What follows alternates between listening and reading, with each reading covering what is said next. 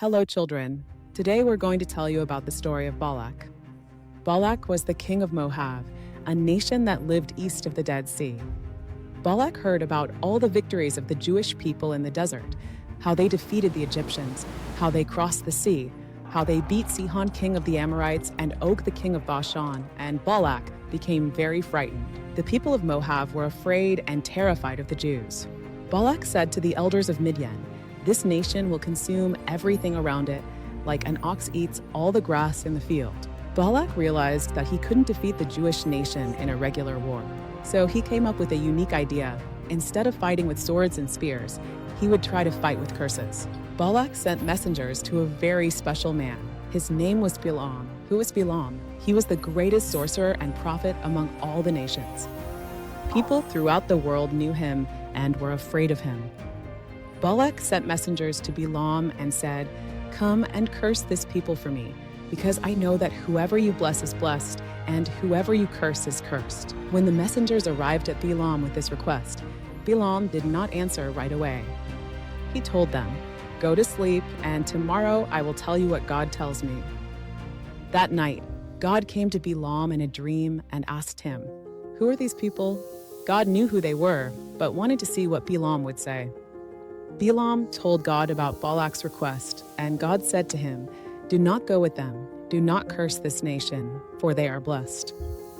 The next morning, Bilam said to Balac's messengers, "Go home, because God has not given me permission to go with you."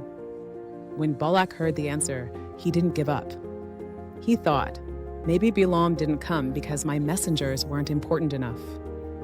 So Balac sent new messengers, more numerous and distinguished than the first, princes and high officials of the kingdom. They offered Bilam even more money and honor. "Don't refuse to come. I will give you great honor, and whatever you ask, I will do for you." What did Bilam answer?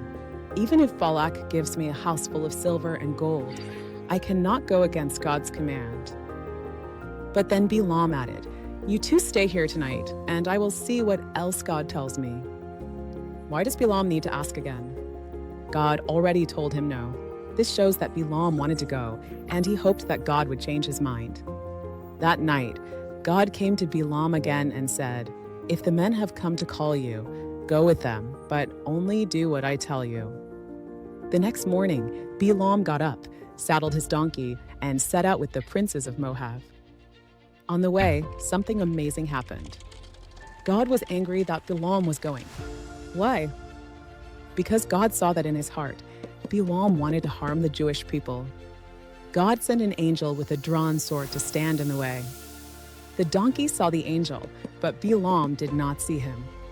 In the middle of the field, the donkey saw the angel and turned off the path. Bilam got angry and hit the donkey. Then they came to a narrow place between the vineyards, with a wall on this side and a wall on that side.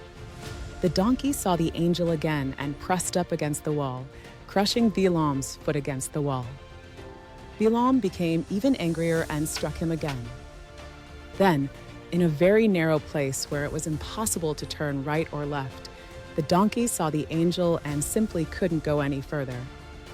Bilam got so angry that he struck the donkey hard with a stick. And then the great miracle happened. The donkey started to speak. She said to Bilam, "What have I done to you that you have struck me these 3 times?" And Bilam replied, "Because you have wronged me. If I had a sword in my hand, I would kill you."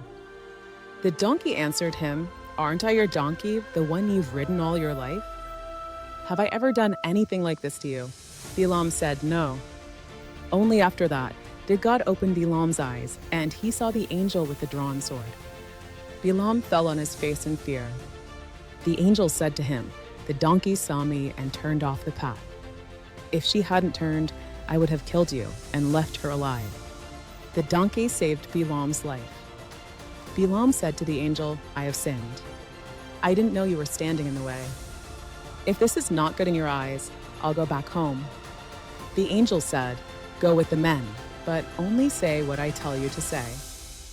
When Bilam arrived at Balac, the king came out to greet him with great joy. But Bilam immediately said to him, "Behold, I have come to you. But only what God puts in my mouth, that is what I will speak."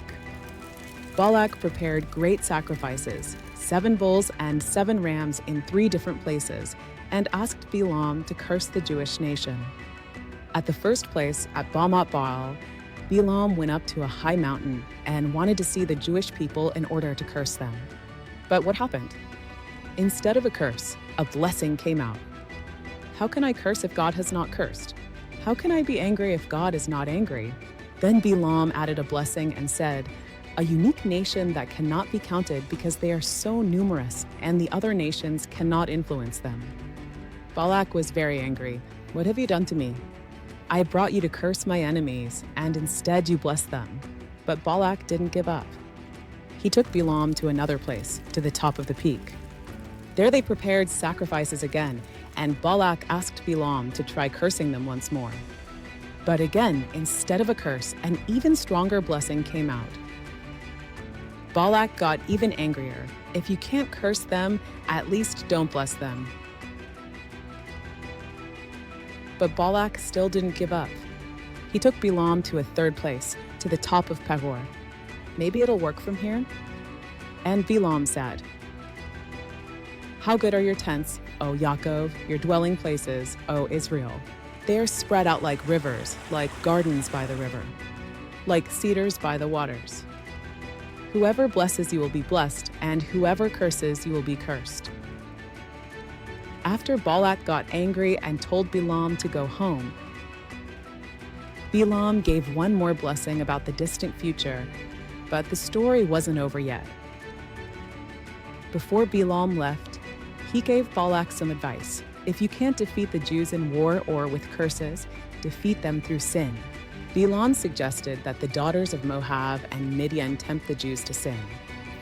More idolatry, and indeed, the Jewish people began to sin with the daughters of Moab. God was very angry and sent a plague, and 24,000 people died in the plague. The plague only stopped when Pinhas, the son of Eleazar, the son of Aaron the priest, stood up and acted with great zeal for the honor of God. What happened next? And how did the people react? Find out in the next episode.